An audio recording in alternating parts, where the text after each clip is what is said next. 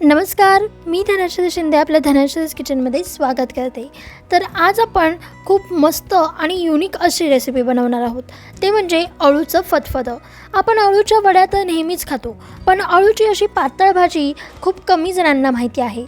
तर चला ही झटपट अशी होणारी आणि चविष्ट अशी रेसिपी बघूयात.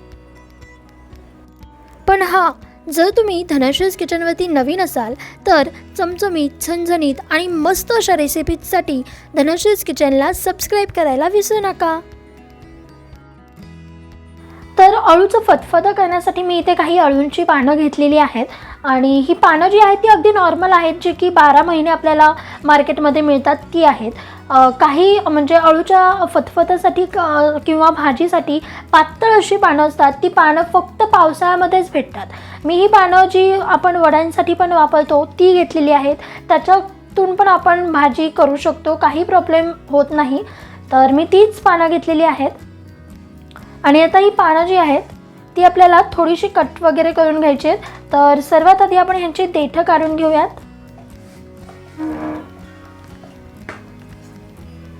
तर ही देठं इथून अशी कट करून घ्यायची. तर सर्वात महत्त्वाची गोष्ट म्हणजे ही देठं सुद्धा आपल्याला लागणार आहेत, ही टाकून द्यायची नाहीत, अजिबात टाकून नाही द्यायची. फक्त ही कशी वापरायची आहेत ते मी तुम्हाला थोड्या वेळाने दाखवेनच. तर अशाच प्रकारे आपण ही देठं काढून घेऊयात.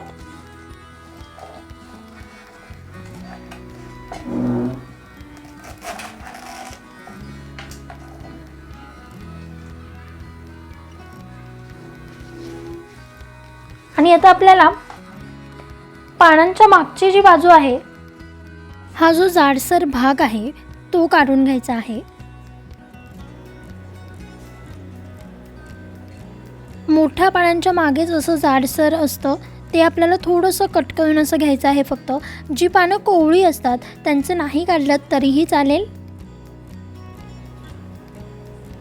त्याच्या शिरा फक्त आपण थोड्याशा कट करून घेऊ.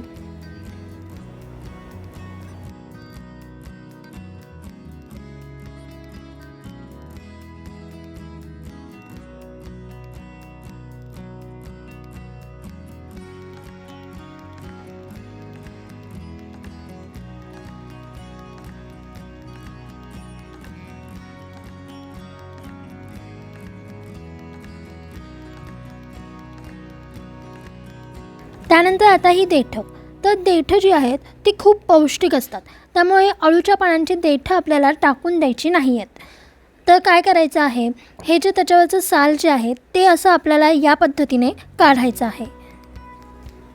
हे साल यासाठी काढायचं की ते साल असताना जर का आपण शिजवलं तर ते थोडंसं कच्चं राहतं आणि त्यासोबतच घशामध्ये खवखव होते.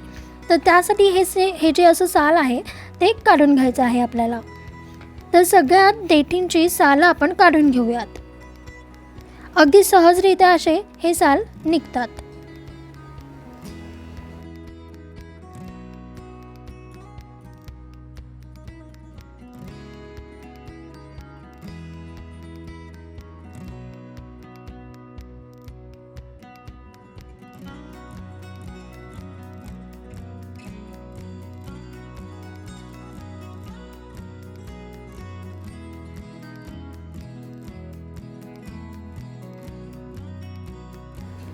तर हे पहा, इथे मी सगळ्या देठींची सालं काढून घेतलेली आहेत आणि साल काढल्यानंतर ह्या देठी अशा प्रकारे अशा दिसतात.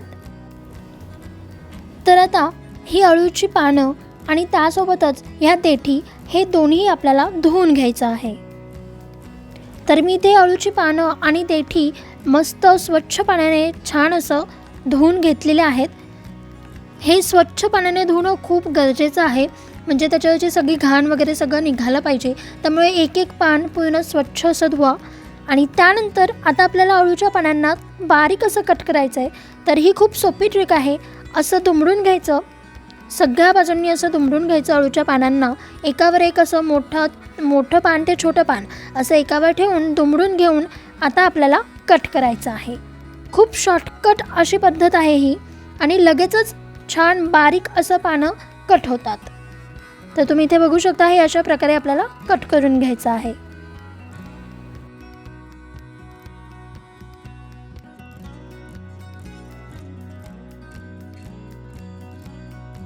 तर तुम्ही इथे बघू शकता आपण किती झटपट आणि छान बारीक अशी अळूची पानं कट करून घेतलेली आहेत. त्यासोबतच ह्या ज्या देठी आहेत त्यासुद्धा आपल्याला अशा बारीक बारीक कट करून घ्यायच्या आहेत. या देठींमध्ये चव असते आणि त्यासोबतच ह्या देठी खूप पौष्टिक असतात. ह्या देठींमुळेच आपलं अळूचं फतफतं अजूनच टेस्टी आणि चविष्ट असं होतं. तर आता आपल्याला हे शिजवून घ्यायचं आहे. तर आपण अळूची पानं आणि त्याची देठं हे सगळं कुकरच्या भांड्यामध्ये काढून घेऊया. त्यानंतर आपण यामध्ये हरभरा डाळ टाकूया. तर ही डाळ जी आहे ती मी 4 तासासाठी भिजवू घातली होती. भिजवून घेतलेली आहे म्हणजे लवकर शिजते. तर आता ही चणा डाळ पण आपण यामध्ये टाकूयात.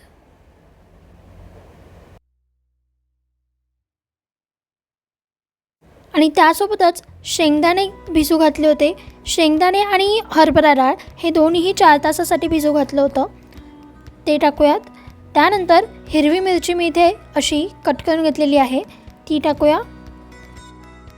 त्यानंतर यामध्ये आपल्याला पाणी टाकायचं आहे.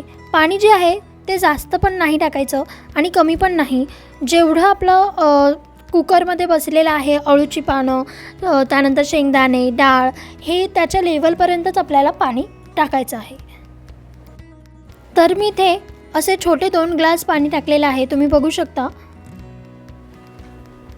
साहित्याच्या लेवलपर्यंत पाणी आलं की बास, तेवढंच पाणी आपल्याला लागणार आहे. आणि आता या कुकरच्या आपल्याला 3 ते 4 शिट्ट्या करून घ्यायच्या आहेत. तर इथे आपण 3 ते 4 शिट्ट्या करून घेतल्यानंतर थोडंसं थंड होऊ दिलेलं आहे. आणि तुम्ही इथे बघू शकता अळूची पानं छान अशी शिजलेली आहेत. आणि आता विस्करच्या मदतीने मी हे थोडंसं मिक्स करून घेत आहे. त्यासोबतच तुम्ही इथे बघू शकता हरभरा डाळ पण एकदम छान अशी शिजलेली आहे.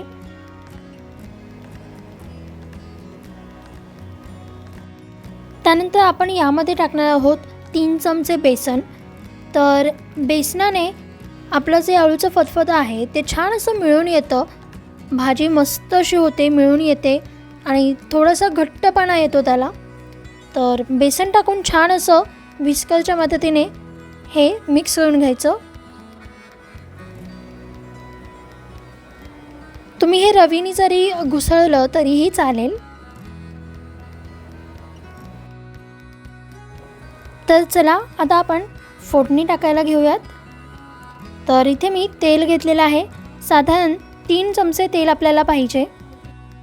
तेल गरम झालं की यामध्ये आपण टाकून घेणार आहोत मोहरी. तर इथे मी जो चमचा वापरते तो छोटा चमचा आहे. तुम्ही जर का मोठा चमचा वापरत असाल तर 1च चमचा टाका. आणि मोहरी थोडीशी तडतडली की मग यामध्ये आपण टाकणार आहोत जिरे. तर ही जिरे मोहरीची फोडणी आपल्याला छान खमंग अशी करून घ्यायची आहे. तर त्यासाठी गॅसची फ्लेम जी आहे ती अगदी मंद आचेवरती, म्हणजे अगदी लो हवी, मंद आचेवरती ही आपल्याला फोडणी करून घ्यायची आहे. जिरे मोहरी थोडेसे तडतडले की त्यानंतर आपण टाकूयात लसूण. आणि लसूण पण आपल्याला छान खमंग होईपर्यंत असा भाजून घ्यायचा आहे. ही सगळी प्रोसेस आपल्याला लो फ्लेमवरतीच करायची आहे.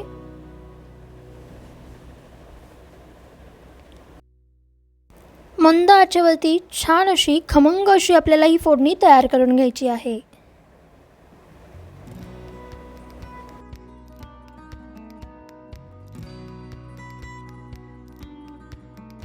त्यानंतर आपण यामध्ये टाकूयात 10-12 कढीपत्त्याची पानं.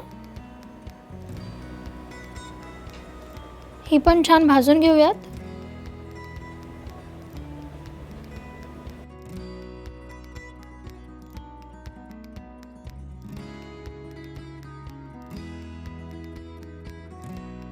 छान मस्त उभ्या अशा कट केलेल्या मिरच्या टाकून घेऊयात. हिरवी मिरची तुम्ही तुमच्या तिखटाप्रमाणे घेऊ शकता. मी इथे तिखटवाल्याच मिरच्या यूज केलेल्या आहेत. आता हे सगळं छान खमंग असं आपल्याला भाजून घ्यायचं आहे. त्यासोबतच आपण टाकूयात कोथिंबीर.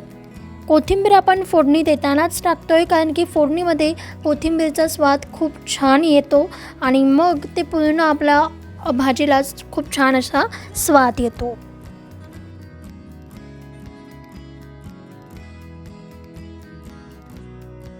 त्यानंतर थोडीशी हळद आणि त्यासोबतच चवीनुसार मीठ आपल्याला टाकून घ्यायचं आहे.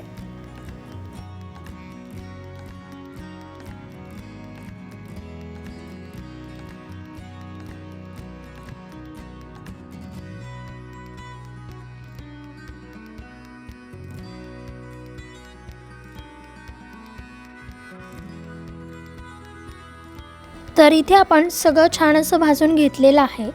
आता आपण यामध्ये आपण जे सगळं शिजवलेलं आहे कुकरमध्ये ते टाकूयात. वाव, सुगंध तर खरंच खूप छान येतोय.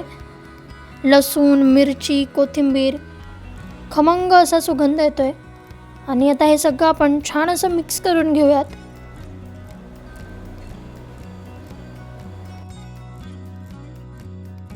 तर आता हे थोडंसं घट्ट आहे म्हणून आपण त्यामध्ये थोडंसं पाणी टाकून घेणार आहोत. तर पाणी किती टाकायचं हे सगळं तुमच्यावरती आहे. तुम्हाला भाजी कशी हवी आहे, जास्त पातळ हवी आहे किंवा घट्ट हवी आहे, त्यानुसार तुम्ही याच्यामध्ये पाणी कमी जास्त करू शकता.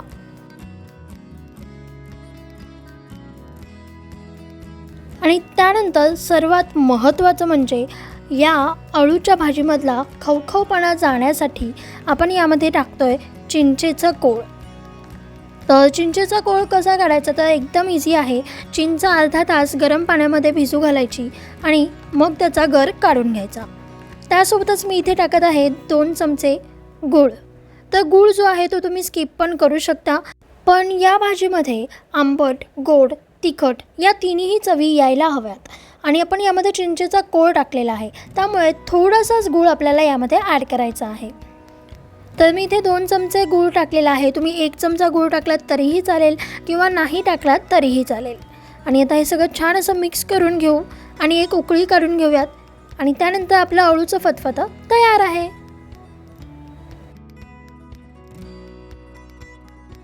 तर इथे एक उकळी आलेली आहे आणि आपलं अळूचं फतफतं तयार आहे. वाव, कन्सिस्टन्सी पण किती मस्त आहे तुम्ही बघू शकता. चला तर आता सर्व करून घेऊ. तर त्यासाठी मी इथे छान मस्त असा एक मातीचा बाउल घेतलेला आहे आणि त्यामध्ये आता आपण हे अळूचं फतफतं सर्व करूया. ओके, तर इथे आपलं अळूचं फतफतं तयार आहे आणि दिसायला पण किती छान दिसतंय. आणि आपण तो बाउल घेतलेला आहे त्यामुळे त्यामध्ये तर अजून जास्तच छान दिसतंय. तर त्याची कन्सिस्टन्सी पण तुम्ही बघू शकता, अगदी परफेक्ट अशी आहे. आणि ही कन्सिस्टन्सी तुमच्यावरती आहे. तुम्हाला जर का अजून पातळ हवं असेल, घट्ट हवं असेल तर तसंही तुम्ही करू शकता. टेस्टला अगदी सुपर्ब असं झालेलं आहे. झटपट होणारी रेसिपी आहे आणि त्यासोबतच आता थंडीच्या दिवसात तर ही रेसिपी अगदी छान अशी आहे. तुम्ही नक्की ट्राय करा. कशी होते हे मला कमेंट बॉक्समध्ये कळवा. आणि जर तुम्ही अजून धनश्रीज किचनला सबस्क्राईब केलं नसेल तर जावा, लगेचच सबस्क्राईब करा. त्यासोबतच बेल आयकॉनवरती क्लिक करायला विसरू नका. रेसिपी आवडली असेल तर रेसिपीला लाईक करा, शेअर करा. Bye bye. लवकरच भेटूयात नवीन रेसिपी घेऊन.